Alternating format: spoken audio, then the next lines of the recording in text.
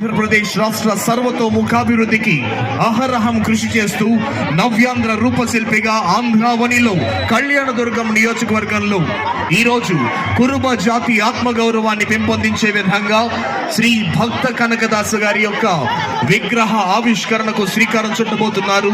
ఈనాటి కార్యక్రమ ముఖ్య అతిథి గౌరవనీయులైన ఆంధ్రప్రదేశ్ రాష్ట్ర ఐటీ, ఎలక్ట్రానిక్స్, ఎడ్యుకేషన్, ఆర్టీజీ శాఖ అమాత్యవర్యులు శ్రీ నారా లోకేష్ గారి చేతుల మీదుగా శ్రీ భక్త కనకదాసు గారి 9 అడుగుల కాంస్య విగ్రహం ఆవిష్కృతమైంది.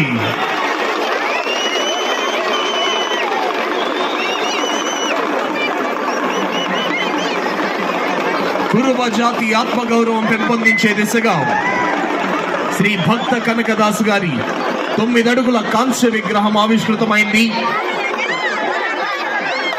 ఈరోజు కళ్యాణదుర్గం నియోజకవర్గంలో అమిలినేని సురేంద్ర బాబు గారి నాయకత్వంలో ఇచ్చిన మాట ప్రకారం కురుబ జాతి ఆత్మగౌరవాన్ని ద్విగుణీకృతం చేసే విధంగా శ్రీ భక్త కనకదాస జయంతోత్సవం సందర్భంగా 538 సంవత్సరాల లెగసీని కొనసాగిస్తూ కళ్యాణదుర్గం నియోజకవర్గంలో శ్రీ భక్త కనకదాసు గారి యొక్క కాంస్య విగ్రహాన్ని ఆవిష్కృతం చేశారు. ఈనాటి కార్యక్రమ ముఖ్య అతిథి శ్రీ నారా లోకేష్ గారు.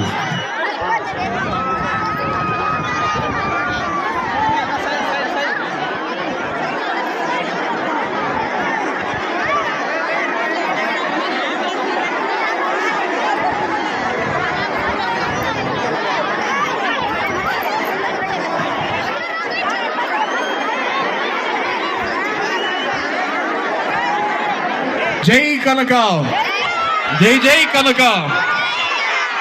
శ్రీ కనకదాసు గారి యొక్క కాంస్య విగ్రహాన్ని కళ్యాణదుర్గం నియోజకవర్గ శాసనసభ్యులు శ్రీ అమిలినేని సురేంద్ర బాబు గారి నేతృత్వంలో, వారి నాయకత్వంలో ఈరోజు కురుబ జాతి ఆత్మగౌరవాన్ని ద్విగుణీకృతం చేసే దిశగా శ్రీ భక్త కనకదాసు గారి కాంస్య విగ్రహాన్ని ఆవిష్కృతం చేయడం జరిగింది.